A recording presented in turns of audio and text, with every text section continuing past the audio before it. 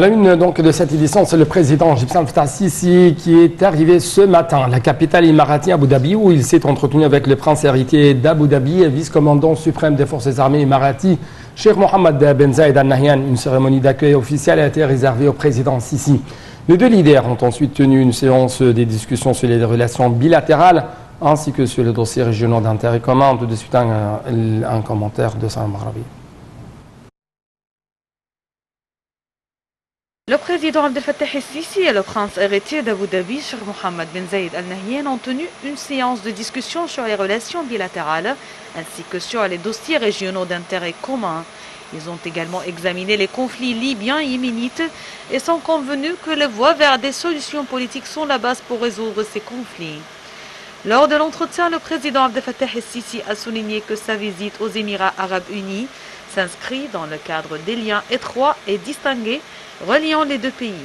Il a souligné la solidarité de l'Égypte avec les Émirats arabes unis après la dernière attaque terroriste qui a fait des morts et des blessés parmi les civils.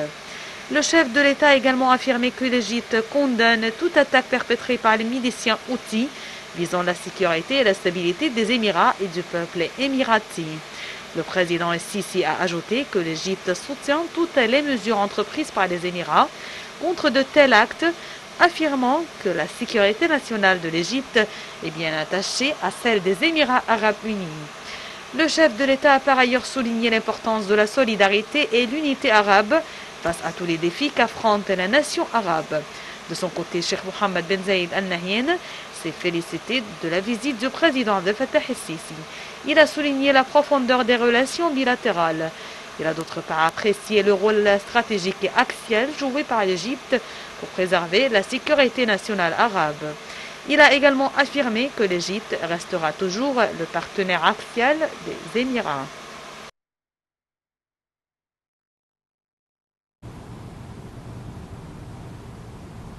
Le Premier ministre, Dr Mostafa Madbouli, accompagné par la ministre de la Culture, Dr Inès Abdeldaïm, ont assisté à l'ouverture des activités de la 53e session du Salon international du livre du Caire, qui se tient sous les auspices du président Abdel Fattah el-Sisi.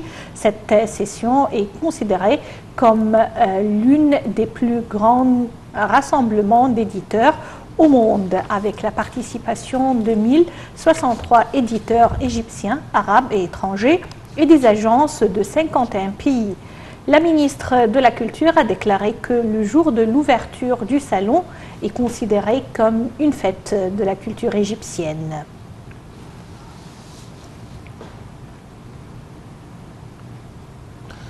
Le journaliste Yasser Rizq, ancien rédacteur en chef président du conseil de l'Akhbar al-Yom, est décédé aujourd'hui à l'âge de 57 ans suite d'une crise cardiaque. Le président du Sénat, Hanafi El-Ghebali, a présenté ses condoléances à la famille du défunt. Le commandement général des forces armées a déploré également aujourd'hui la mort de Yasser Rizq.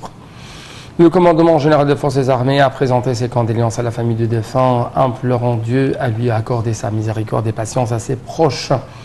L'autorité nationale des médias, présidée par Hussein Zeyn, a déploré la mort de Rizq, le qualifiant d'un écrivain libéral et distingué. L'ANM a aussi rendu hommage aux positions patriotiques de Rizq à l'égard des questions de la patrie.